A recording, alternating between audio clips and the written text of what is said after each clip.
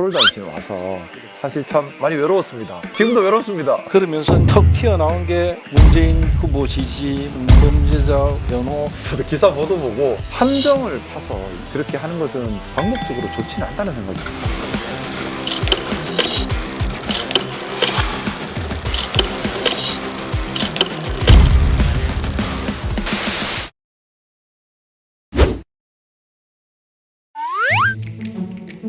무서운데요? 당장. 존경하는 남구 시민 여러분들을 좀 더 가깝게 편하게 만나뵐 수 있는 그런 자리가 되었으면 좋겠습니다. 있는 그대로 솔직하게 진솔하게 이야기 나누겠습니다. 아유, 안녕하십니까. 모자가 너무 잘 어울리십니다. 저도 써봐도 될까요? 써보세요. 모자가 탐이랍니다. 잘 어울려야 될 텐데. 잘 어울리나요? 감정 모자 뺏는 사람도 처음이에요. 소통하고 화합하면서 열정과 소신을 가지고 울산 남구가 품격이 있는, 그리고 미래가 보이고 젊은이들이 모여드는 힘있는, 그리고 잘 나가는 미래가 보이는 그런 남구 만들어 보고 싶습니다. 모자란 부분은 채워가고 잘하는 부분 살려가면서 시민들의 목소리에 귀 기울이면서 정말 울산의 제대로 된 일꾼이 되겠습니다. 김상욱이라는 사람에 대해서 조사를 해봤는데, 김상욱 변호사가 연고가 없는 울산에 와가지고 고군분투를 한다는 소문이 이제 울산 덕쪽에 쭉 파다하게 돌았거든. 그때 정말로 연고가 없었어요. 처음 울산 올 때 뭐 친척이 있는 것도 아니고 선후배도 없고 호롤단신 와서 사실 참 많이 외로웠습니다. 지금도 외롭습니다. 이제 처음 울산에 그런 연고도 없이 시작했던 변호사 생활을 하필이면 이제 송철호 변호사의 법무부인 정우에서 시작했거든. 그 어떤 특별한 인연이 있어요? 특별한 인연이 있었던 것은 아니고요. 제가 변호사 처음 할 때는 제가 로스쿨 1기인데 수습 변호사 구하기가 하늘의 별 따기였습니다. 그때 좀 부끄럽지만 변호사로서 이렇게 인정받기 어려운 그런 단계였는데 천만다행 좀 수습 변호사 자리를 구했고, 구한 곳이 이제 송철호 변호사라서 그래서 이제 같이 하게 됐습니다. 그냥 구하다 보니까 그렇게 됐네. 그때는 울산에 뭐 어떤 정치판 이런 것도 잘 몰랐고, 그때 정치 생각 안 했죠. 정치에 대한 생각을 할 만큼 여유가 없었습니다. 당장 하루하루 사는 게 급해서요. 지금 애는 3명이 있습니다. 보통 1명 아니면 2명인데 애국자들만. 네. 딸, 아들 그렇습니다. 중학교 3학년이 이제 올라갑니다. 아버지 정치하는 거 알아요? 이제는 아는 것 같습니다. 큰딸 정도는 중3 정도 되면 정치하는 사람이 뭔지 이런 거 알거든. 하지만 안 해. 좀 걱정을 많이 합니다. 아무래도 마음 상처를 많이 입는 일이고, 저도 또 염려가 되고요. 애들이 상처받을까 봐 염려. 그래도 큰딸은 어때요? 응원합니까? 어때요? 아시겠지만 중학교 3학년이 제일 어렵습니다. 그렇지, 어렵지. 응원은 하는데 그래도 평소에 딸 되게 사랑한다고 소문이 자자하대. 아우 예쁘죠. 예. 부인은 어때요?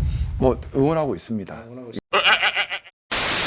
정치 이제 딱 신인이 돼가지고 이제 딱 등장을 하니까 첫 번째가 의외다. 국힘의 국민 추천제에서 김상욱이라는 사람이 이제 등장을 하니까 의외다, 이런 반응을 하는 사람들이 좀 있었고, 그러면서 턱 튀어나온 게 문재인 후보 지지, 범죄자 변호, 이런 이야기들이 쭉 나오면서 혹독한 신고식을 치렀거든. 사실 이번에 처음 알았습니다. 저도 기사 보도 보고 문재인 후보 지지선은 2012년도에 기사에 제 이름이 있다는 걸 처음 알았는데요. 저도 잘 경위는 알 수가 없습니다. 근데 아마 추정하건대 2012년도에 처음 직장 생활을 했던 곳이 송철호 변호사님을 모시고 했던 것이고, 그때 제가 알든 모르든 이름이 올라간 것이 아닌가라는 추정을 하고 있습니다. 사실 지금 혹독한 신고식이라고 하셨는데, 공천 발표 나고 나서 한 3, 4일 지금까지 거의 잠을 자지 못했습니다. 좀 부끄럽지만 많이 울기도 했고요. 처음에는 좀 억울하다는 생각도 들기도 하고, 왜 이렇게 곡해가 될까? 왜 이런 장면이 연출이 될까라는 생각을 했는데, 괴로움의 시간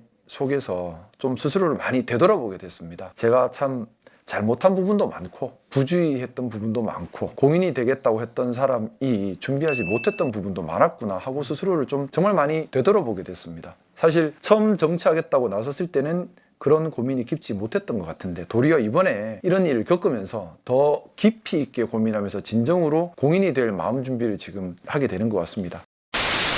지금 사실은 국민의힘의 가장 큰 리스크는 김건희 리스크. 가장 민주당 쪽 상대당에서 공격하는 건 역시 이제 김건희 리스크, 이런 거. 본인이 젊은 정치인이지만은 상대 후보들은 다 여성들이거든.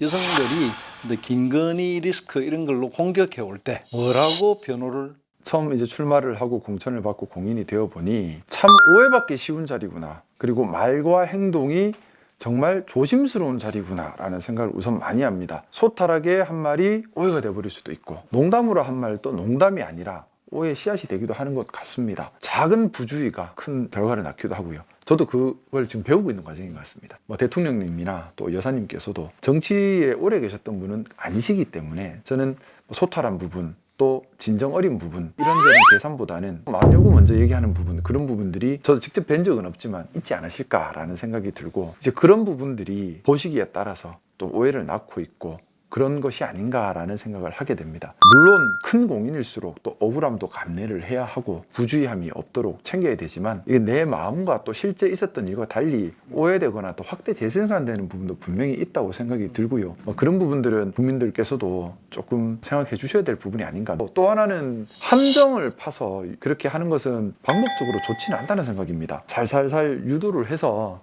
마치 처음부터 계획한 사람처럼 이렇게 해버리면 함정에 빠진 사람이 돼버리는 거지 않습니까? 이제 이거는 사실 정치적으로도 옳지 않다고 생각합니다. 정말 그게 도덕적으로는 그게 더 문제일 수도 있지 않나라는 생각 가지고 있습니다. 그런 식으로 역공으로 이제 대응을 할 수도 있다. 네. 오늘 저는 여기까지 하겠습니다. 감사합니다. 감사합니다.